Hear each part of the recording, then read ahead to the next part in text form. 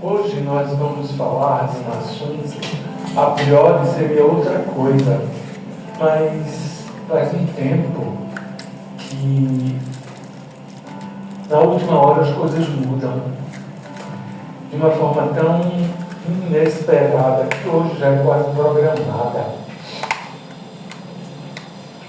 Hoje nós vamos falar de um assunto relativamente espinhoso para todos nós. Nós vamos estar falando sobre pecado. Pecado, transgressão e iniquidade. Vamos começar fazendo uma leitura.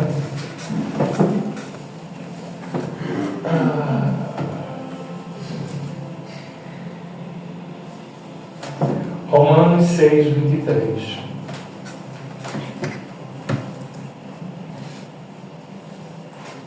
Colocou aí?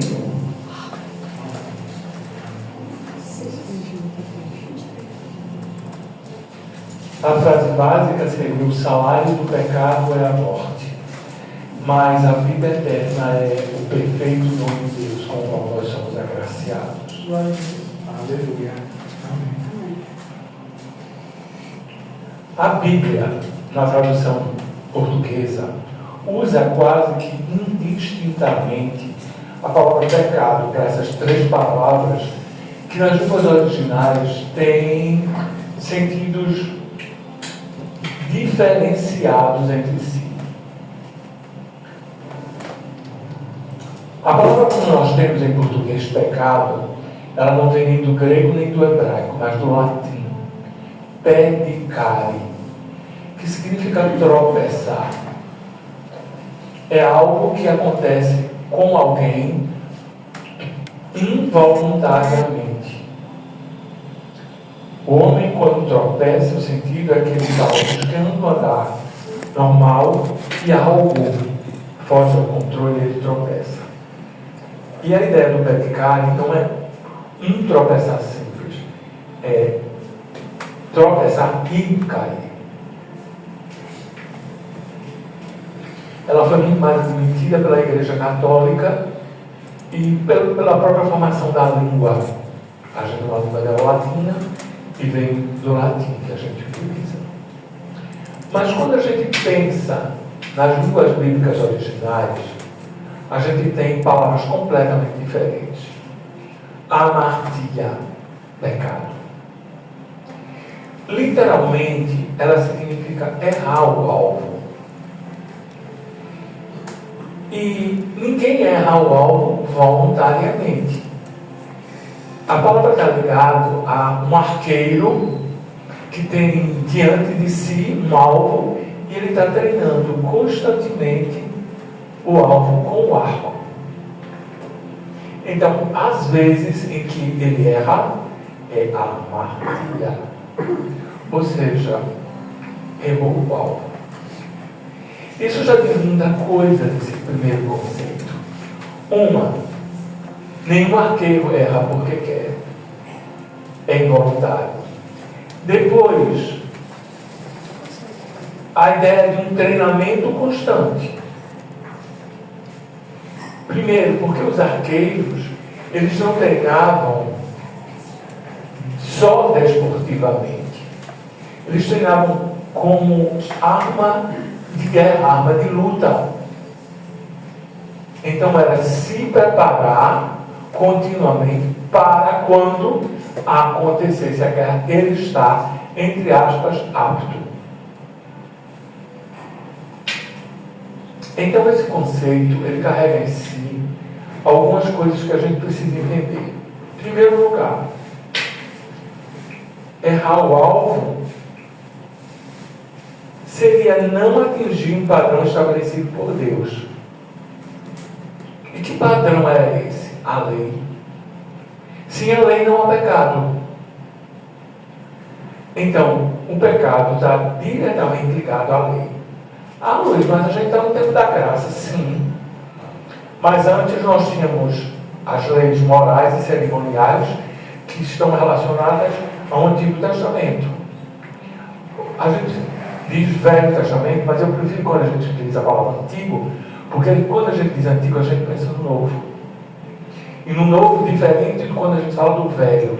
Não é somente isso. É um Novo que substitui o Antigo. Então,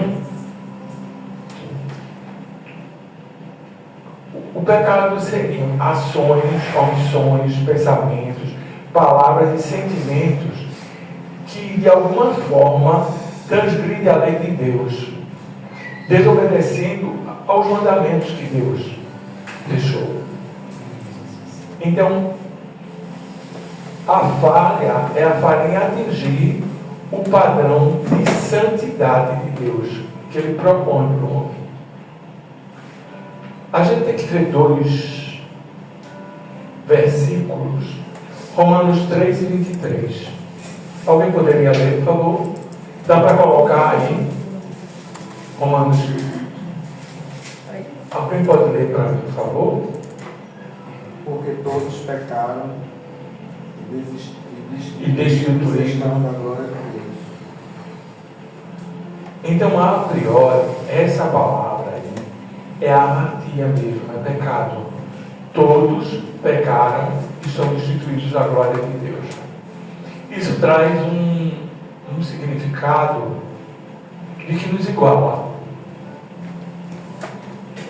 A lei de Deus, do Velho Testamento, especificamente, são 913 ordenanças e mandamentos. Mas ela é uma peça inteiriça. Não é um e depois outro. Porque ele todo é a lei. Então, quebrar a lei de Deus, teoricamente, existiriam 913 formas diferentes. Mas essas formas, por serem diferentes, não deixam de ter peso igual.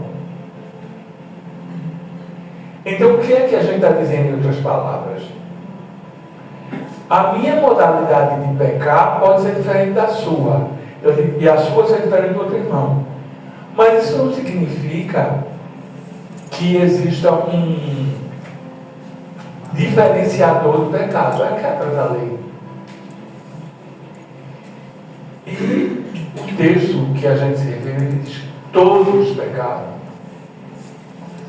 E quando ele coloca carecem da glória de Deus, porque estão afastados da glória de Deus, o homem carece de uma restauração. E essa restauração vem através de Jesus Cristo. Na morte de Jesus na cruz do Calvário, Ele pagou por todos os pecados da humanidade. Eu estou com um pouco de gritar tanto. Então, a morte de... coloca um pouquinho mais de fundo, porque eu ainda estou aqui me recuperando. Não, diminua um pouquinho. A little bit less. Ok. Então, o que acontece? Eu não posso julgar quem quer que seja pelo pecado dela, só porque eu peco de forma diferente. Né? Não há como. Então, todos estamos em pé de igualdade. Todos estão destituídos da glória de Deus. Guardem bem isso, de que pecado é errar o alvo involuntariamente. Mas quando é voluntariamente, aí a gente já começa a pensar numa outra palavra. E a palavra é transgressão. A transgressão é quando o homem sabe que é pecado, ele conhece a lei, ele conhece o limite, daqui você não pode passar, e ele voluntariamente atravessa. Então, se vocês olharem a palavra do original, ela tem uma relação com a mesma palavra que é Páscoa. Porque a palavra no original é pechar, passar do limite, rebelião. O conceito é um conceito que fala você conhecer um limite e transgredir, transpassar conscientemente. É quando você vê a linha do limite, sabe que não pode cruzar, mas escolhe a sua vontade ao invés da vontade de Deus.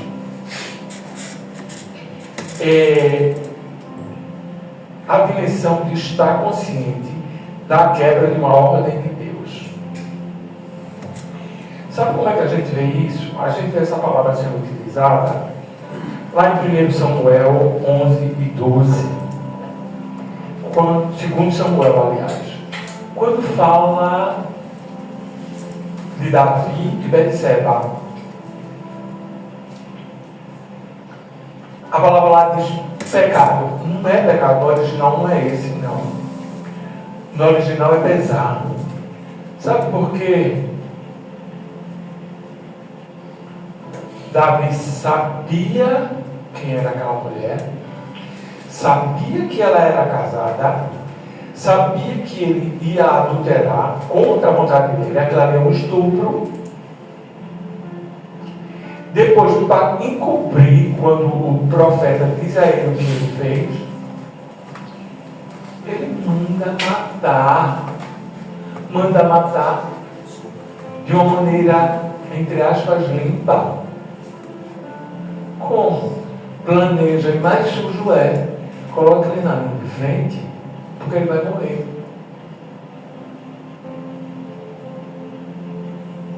Sabe como quando a gente sabe que não deve fazer, escolhe fazer? Eu vou usar esse mesmo exemplo de adultério, que aqui ninguém adultera.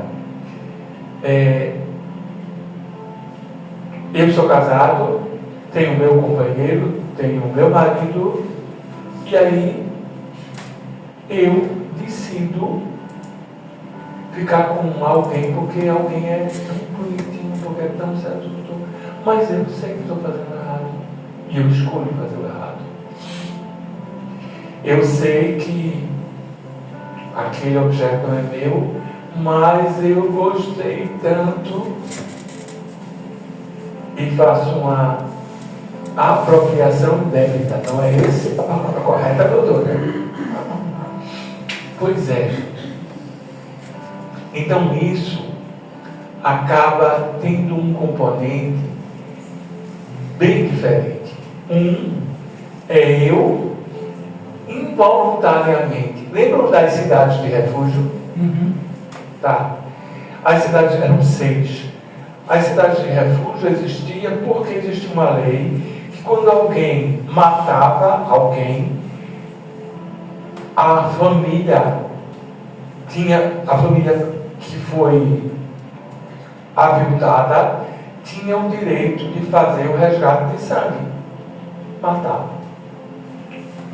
Mas aí a lei vinha e dizia assim: se faz uma reunião com os anciãos vão decidir, eram os homens mais velhos, mais experientes, entre aspas, como se fossem juízes. Eles julgavam e se viam que foi involuntariamente, ele era encaminhado a uma cidade de refúgio. E em ficando nessa cidade de refúgio, não pode deixar, eu provavelmente até já sei o que se trata, era a hora de tomar um remédio. Mas não se preocupe, não dá para fazer isso agora. Então, eles eram encaminhados para a cidade de refúgio. E na cidade de refúgio, está no bolso deles. Passa isso para mim. No bolso externo.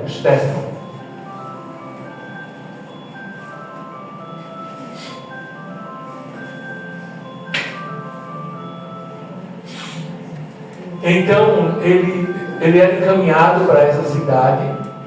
É um alarme, Teresa. Pressione. Entrega ele, Eliseu.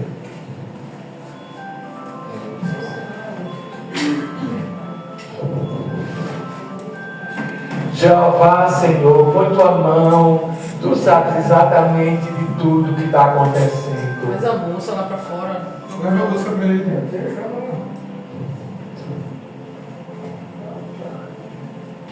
Com o telefone, né? Que é uma de trabalho, outra pessoal, uma empresarial. Sim, mas aí eles eram enviados para a cidade de refúgio e lá ficavam durante o período em que o sumo sacerdote vivesse. Quando o sumo sacerdote morre, ele tem direito de se reintegrar à família. Então, Israel tinha essa compreensão de que havia pecados que eram involuntários e havia pecados que eram voluntários. A moderna legislação diz que é pecado doloso e pecado culposo. Um é involuntário, o outro você peca voluntariamente. Mas ainda existe uma coisa mais grave nisso tudo, que é iniquidade, anomia. A gente pode ver isso em Miqueias 2, 1 e 2. Antes de chegar lá, eu gostaria que a gente entendesse. A iniquidade, ela tem uma característica de algo que já se incorporou ao indivíduo, ele já assume aquilo como um traço de personalidade dele, e ele não esconde de ninguém aquilo. É quando o pecado fica incrustado na personalidade do indivíduo, a transgressão toma conta daquele indivíduo, ele já não sente mais o peso do erro. Ele se sente tão identificado com aquilo e tão consciente que é um pecado que ele pega com consciência, com persistência e sem retorno. Por que sem retorno? Porque esse indivíduo, ele já não se abre mais para a graça. Ele não quer voluntariamente a graça. São os tais pecados que a graça não pode fazer nada por ele. Por que não pode? Essa água está aqui, me é oferecida, eu bebo se eu quiser. E se eu escolho não quero,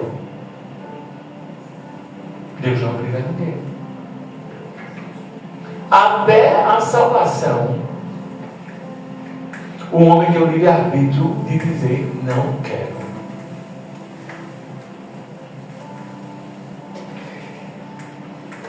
Existem pessoas assim, existem. Outro dia eu mandei para algumas pessoas um Reels de uma mulher falando de pastores que iam para a macumba dela, para o terreiro dela, simplesmente para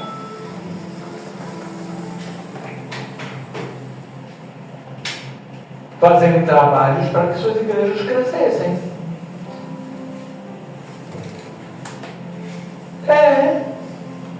É um absurdo. Eu mandei a tal da mãe de não sei quem, que minha mulher, graças a Deus, pastores de igrejas, megas igrejas que estavam procurando ela. E ela diz uma fala com uma desfaçatez que ela renegou a Jesus Cristo.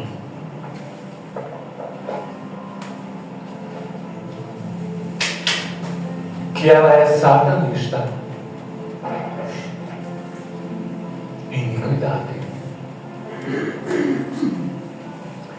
Quando a gente pensa nisso, a gente pensa, não, mas a graça, não. A graça tem poder, sim. Mas é um remédio que ele não quer tomar.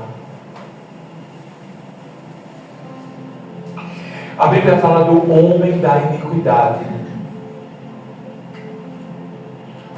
Em Apocalipse. Diz que ele é um homem que quer ocupar o lugar de Deus, ele não admite Deus, e que é contra tudo que seja Deus, e é a palavra lá mais próxima do português, é revoltado, ele abomina Deus. Isso é iniquidade. Aí a gente tem algumas perguntas, como o tempo voa, a gente tem algumas perguntas que precisam ser feitas. Pecado, aparentemente, é tudo igual. Ponto. Num nível, quando a gente usa a palavra pecado. Mas quando a gente fala de transgressão, já é bem diferente. Porque o transgressor, ele escolhe voluntariamente. Agora tem uma coisa um pouquinho pior. Abominar a Deus, não quero nada que venha dele.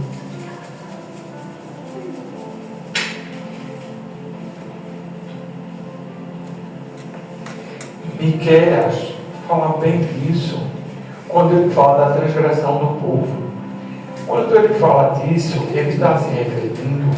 A gente pode até ler esse texto, mas eu gostaria de passar um pouco mais dele. Vamos fazer essa leitura.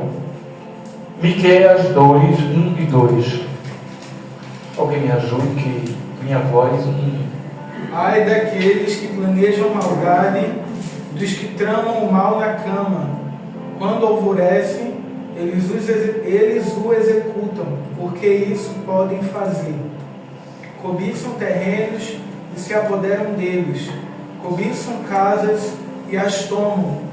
Oprimem o homem e a sua família, a ele e aos seus herdeiros. Tudo planejado. Agora a gente tem um texto. Isso deixa claro uma pessoa que faz isso no hábito. Agora em Isaías 59, 2, a gente vê uma palavra que é utilizada como pecado, mas não é pecado lá. No original é iniquidade. 59, 2. As vossas iniquidades fazem separação entre vós e vosso Deus.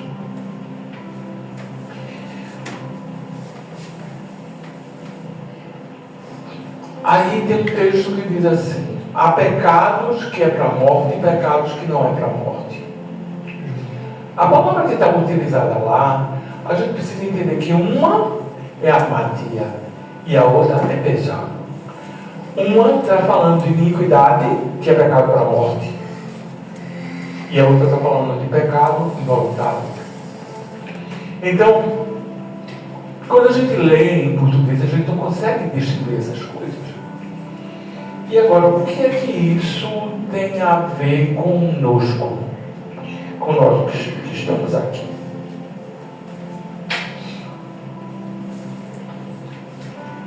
É que em Romanos 6,23, Paulo diz: o salário do pecado é a morte. Então a gente começa a vislumbrar uma coisa: isso é um produto da lei. Toda alma que pecar essa morrerá. Mas a gente começa a ver a graça. A graça surge quando a gente encontra o texto que diz: se confessarmos os nossos pecados, Ele é fiel e justo para nos perdoar e purificar de toda injustiça. Então, a interpretação de pecado para a morte geralmente uma interpretação como uma rebeldia contínua, consciente, interessada a Deus. Não um deslize momentâneo, mas um estado de impenitência permanente, que separa totalmente a alma da graça divina. É um estado em que eu escolho não querer a graça.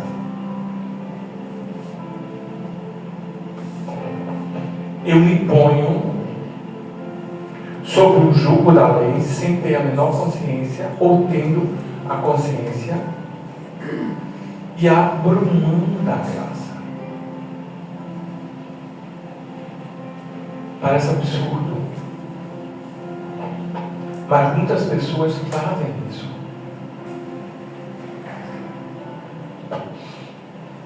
Está vindo na minha cabeça um exemplo, mas eu não quero utilizar desse exemplo. Eu vou me utilizar de outro.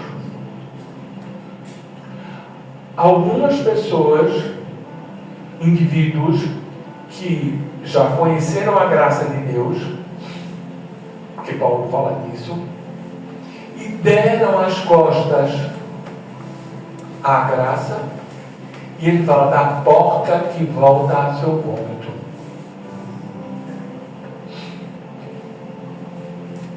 Vocês sabiam que existem satanistas que já foram cristãos?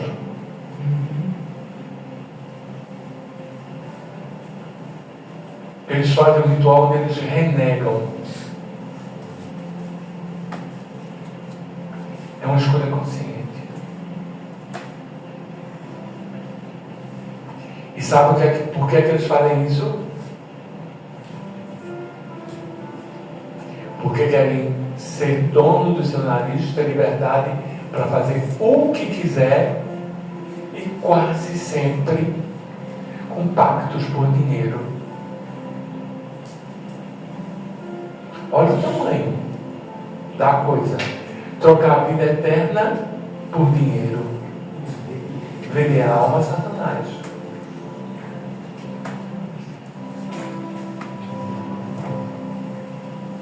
O que isso tudo tem a ver conosco? As vossas iniquidades fazem separação entre vós e vosso Deus. E o texto que a gente lê em português é pecado. Mas o texto original é outra palavra, é iniquidade. Em Abacuque 1,13, Abacuque diz a Deus: Tu és tão puro de olhos que não podes ver o mal e a opressão, não podes contemplar. Deus é tão puro de olhos que não pode olhar para o pecado. Mas ele está falando de transgressão e de iniquidade.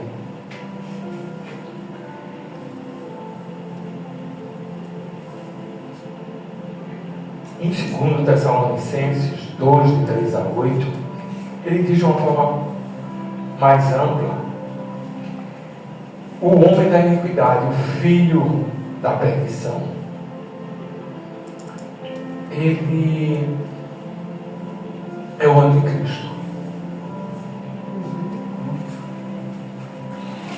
Mas por isso que no texto ele diz que existem muitos anticristos. Ele é a personificação. Mas existem anticristos que saíram do meio de nós, segundo ele fala. Então, a gente, quando chega a esse ponto, começa a perceber algumas coisas.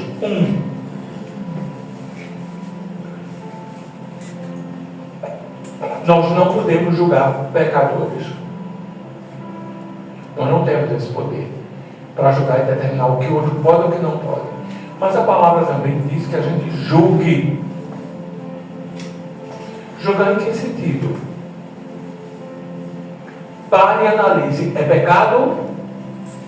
É rebelião ou é iniquidade?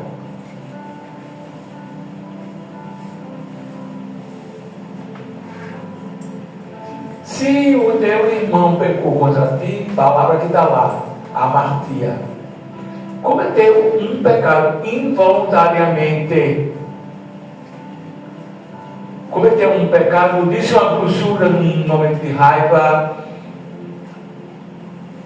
Não é aquele irmão que sentou, planejou, disse o seu dia, a hora que ela vai passar, quando vai passar, na porta da garagem, eu abro a porta da garagem e dou uma ré. De preferência do meio da canela para cima.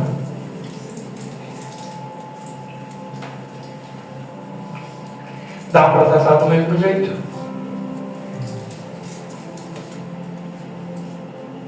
Os textos dizem que não.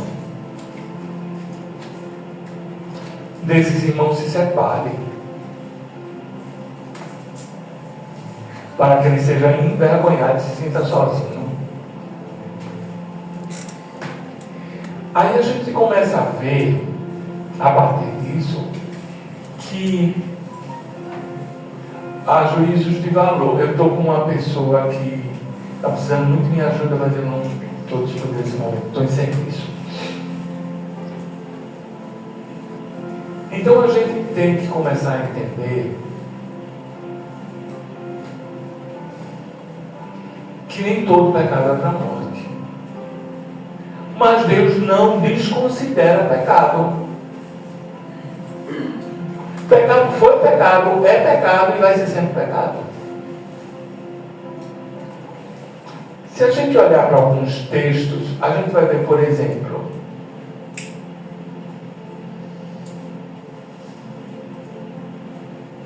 a mulher adúltera. Todo mundo conhece, né? Mas tem uns aspectos ali que em português a gente não entende. E olhando historicamente, a gente não compreende muito claramente. Em primeiro lugar, estavam pondo Jesus à prova. Então, isso já começa um ato demoníaco. Colocar um homem de Deus à prova. O próprio Deus à prova. Ponto. Depois, Jesus estava num momento de recolhimento, de estar sozinho. Teoricamente, parece que a gente não entende, mas ele muito provavelmente estava em meditação, que é uma coisa que a gente perdeu muito hoje em dia. É parar para pensar com o auxílio de Deus. Aí chegam os homens da lei com uma mulher que foi pega em adultério. A lei dizia que quem cometesse adultério deveria ser apedrejado. Aí vamos lá, algumas perguntas. Levaram uma mulher. Cadê o que estava adulterando com ela? Onde é que ele estava? Misoginia. Por quê? Porque a mulher não tinha os direitos, porque a mulher era uma pária dentro da sociedade, não tinha voz, não tinha fala, não tinha poder. Politicamente, contavam-se os homens e as mulheres. Adereço. Aí, muito provavelmente, ela era uma garota jovem.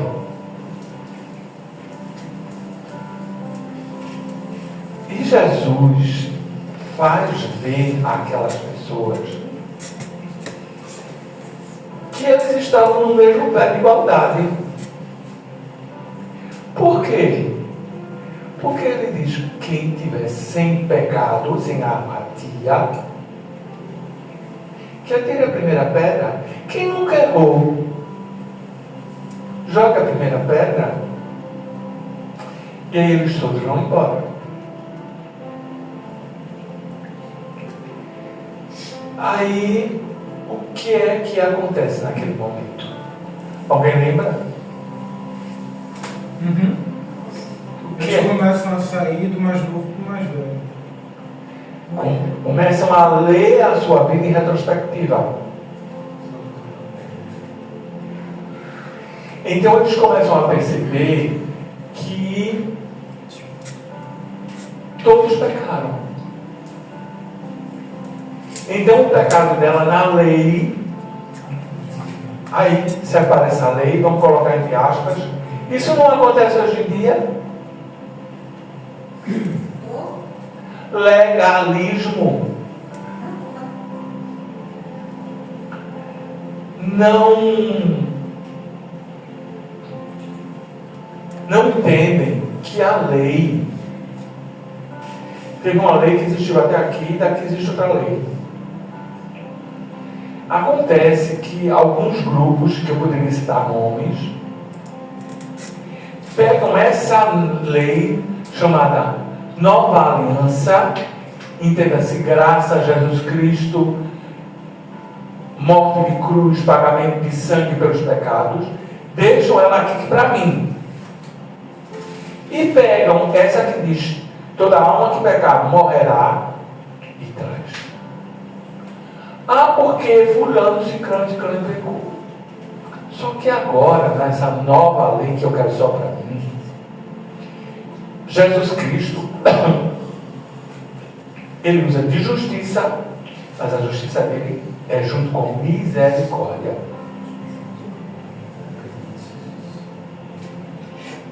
Então é completamente diferente. Como é justiça com misericórdia? É assim. Pecar, você pecou, minha filha. Nem eu te condeno também. Mas vai, não peques mais.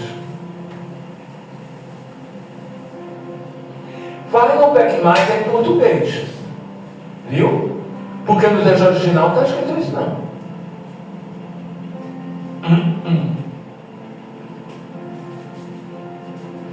A coisa mais próxima da língua portuguesa é: vá e lute contra os seus pecados.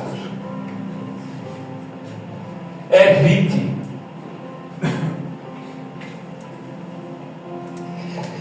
Eu ultimamente tenho conversado muito com Júlio a respeito dos textos em hebraico. Também é alguma coisa incrível, mas não faz a gente trabalhar em hebraico. Por quê? Porque é uma língua que é tão cheia de especificidades que quando a gente vai traduzir para o português é uma linguagem, uma língua latina seca. Ela não permite a maleabilidade de conceitos dentro de uma única palavra.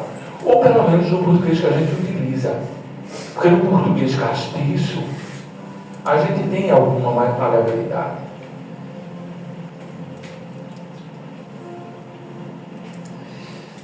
Sabe como isso fica mais claro?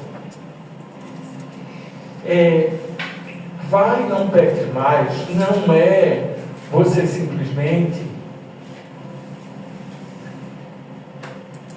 exigir que aquela pessoa dali em diante se torne impecável.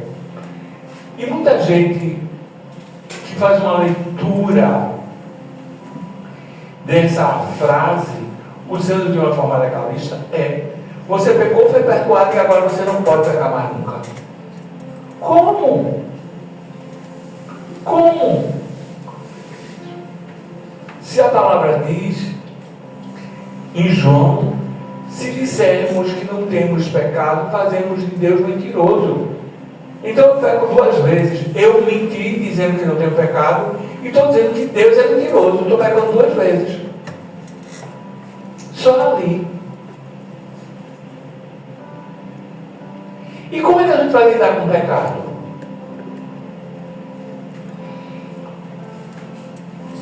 Em primeiro lugar, pecado começa a ganhar uma característica: acidente de percurso. Eu estava indo, não sei para onde, fazendo não sei o que, e tropecei.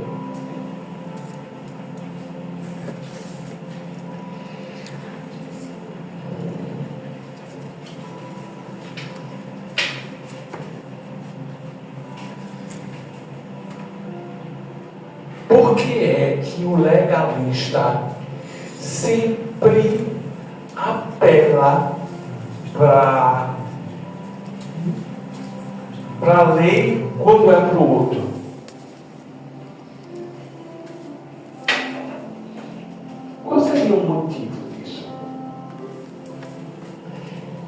buscam sempre o respaldo na palavra de Deus para se eximir de que é ele que está querendo aquilo. A lei de Deus diz: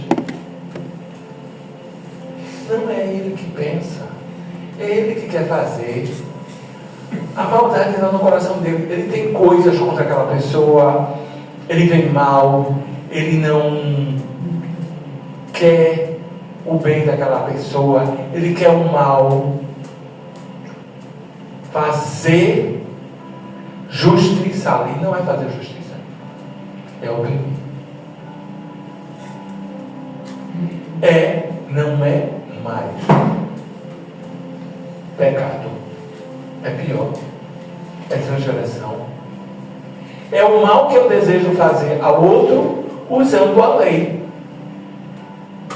é o mal que eu faço em nome de Deus.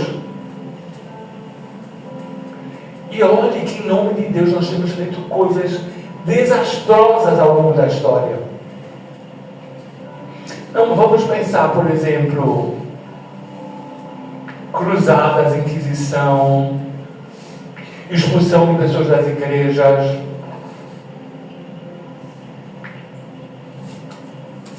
O êxodo que nós sofremos. Sim, porque o banimento. Saiam da igreja, vocês não servem. Ou vocês mudam, ou vocês têm que ir embora.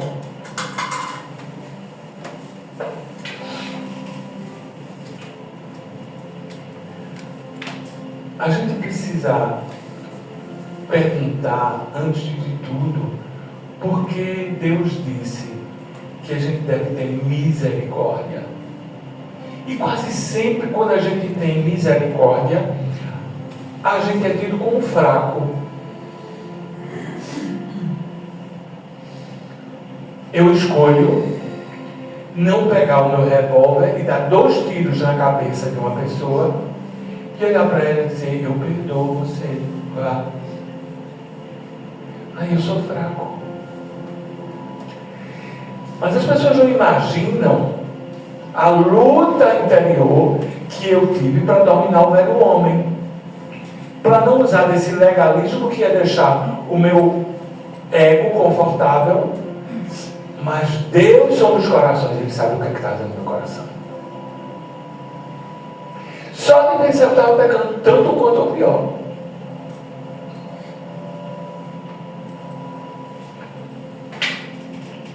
Aí, no meio disso tudo, me veio uma reflexão que me deixou apavorado, e ao mesmo tempo os caminhos que Deus levou para isso foi um caminho que, ao meu ver, inesperado.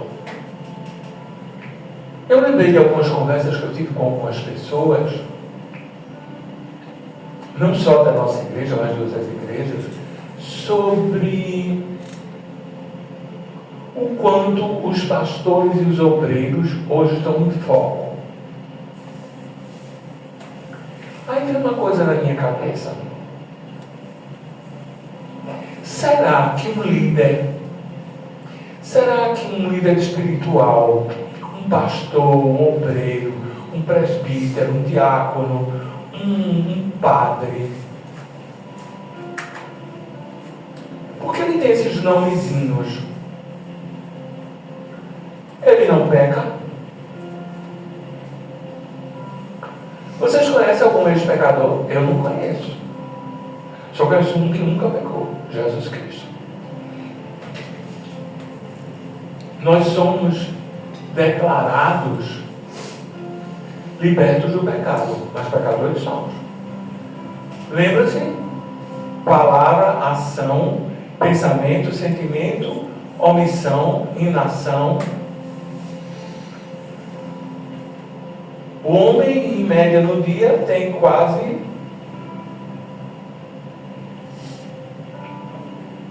10 mil, 20 mil ideias de pensamento. Alguns neuropsicólogos falam disso em quantidades muito enormes, muito maiores, falam de 100 mil em diante. Todos os meus pensamentos foram corretos, santos e segundo a vontade de Deus? Não. as coisas todas que eu deveria fazer de boa e que eu não fiz. Quem sabe fazer o bem e não faz, está pecando.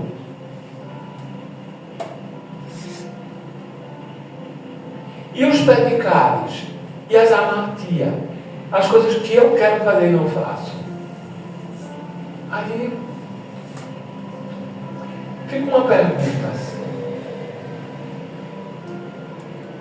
Será que para servir a Deus só pode ser quem não tenha pecado?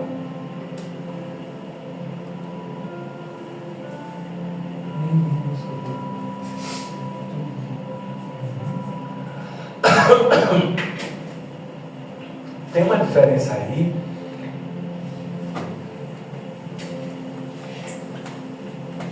Quando eu estou sob a graça, eu posso pecar. Involuntariamente posso pecar. Mas Deus propõe uma saída para isso. Qual é a saída que Ele propõe para isso? Uma ação do Espírito Santo. O Espírito Santo convence o homem do pecado, da justiça e do juízo. E, se confessarmos os nossos pecados, então veja bem, confessar não é simplesmente abrir a boca e dizer, perdoa os meus pecados. É dar nome. Perdoa a minha mentira, perdoa a minha incredulidade, perdoa o meu falso testemunho, perdoa a minha falta de perdão, perdoa a meu legalismo, perdoa a minha maldade, perdoa a minha opressão contra o meu irmão que errou contra mim, perdoa quando eu roubei. Dá nome. Ficou só nisso? Não. Porque tem um não faz e não pede mais. Senhor, me socorre, me ajuda. Eu fraquejei, eu errei. Eu fiz sem nem ter consciência. Eu fiz tendo consciência, seja lá o que for.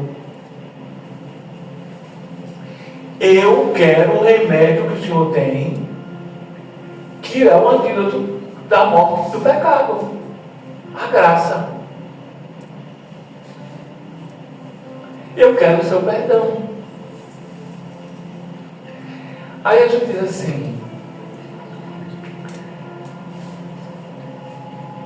mas eu pego esses pecados, aí cria um grupo de pecados que parece que são os pecados sociais. Eu não bebo, eu não fumo, eu não danço, eu não jogo, eu não adultero. E é somente isso que é pecado. Eu já ouvi umas frases bem grotescas, assim, tu bem que podia ser quente, tu não bebe, tu não fuma, tu não faz isso. Aí eu lembrei de um pastor, o pastor Cartão, que ele dizia assim, se for assim, as galinhas, os cachorros lá de casa, tudo vai para o céu. Nenhum deles faz nada disso.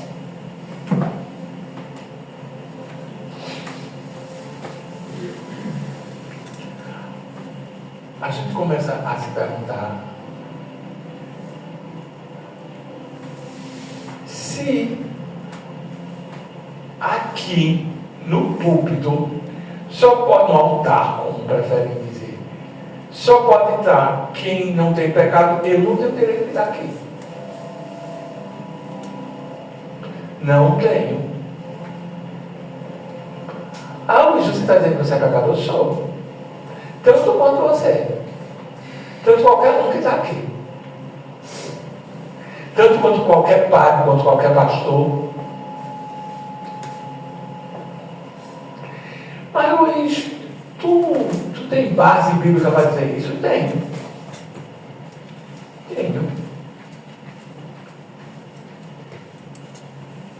Você lembra do apóstolo Paulo? 1 Timóteo 1,15.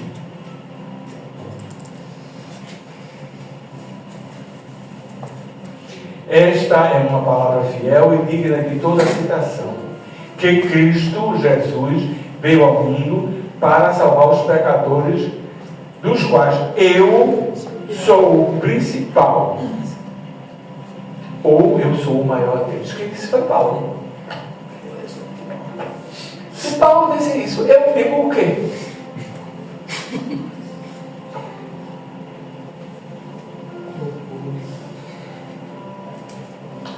Mas o texto continua. Paulo, ele vai fazer uma digressão disso e ele chega a uma linha de raciocínio que ele diz o seguinte: as coisas que eu não quero fazer, essas eu faço. E aquelas que eu queria não fazer, acabo fazendo. Pobre, miserável pecador que sou eu. Mas quem me salvará desse corpo do pecado? Cristo Jesus. A graça e a misericórdia dele. Então, Paulo foi honesto. Ele confessa que mesmo ele sendo pastor, pregador, missionário, ele era pecador. Se dissermos que não temos pecados, fazemos de Deus mentiroso. Se o critério é não ser pecador para ser pregador, ou pastor, ou padre, ou servir a Deus, anunciando o Evangelho da salvação de Cristo Jesus, ninguém pode servir no altar ou ser liderança espiritual em qualquer grupo eclesiástico, católico ou protestante ou evangélico. Ninguém tem o direito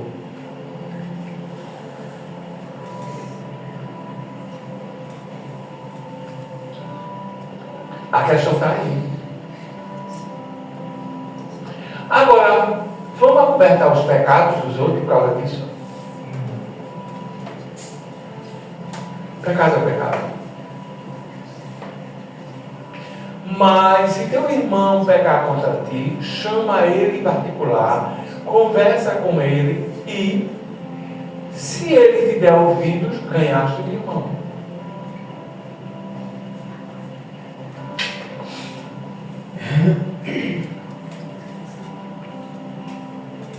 No legalismo, ninguém está buscando consertar o outro. Ninguém está buscando dar a mão ao outro, ajudar ele a lutar contra o pecado. Porque todos nós lutamos diariamente contra o pecado, ou, se não lutamos, já estamos a caminho da iniquidade.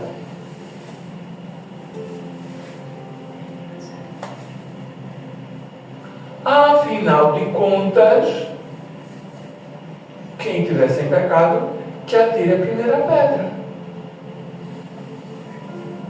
Mas também justiça, mas também misericórdia.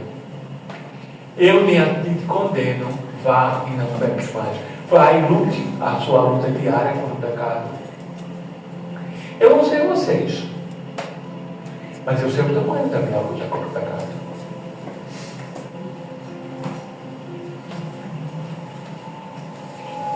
A gente precisa, obrigado, Thaís, me avisar que chegou minha hora. Ela tem uma forma sutil e elegante.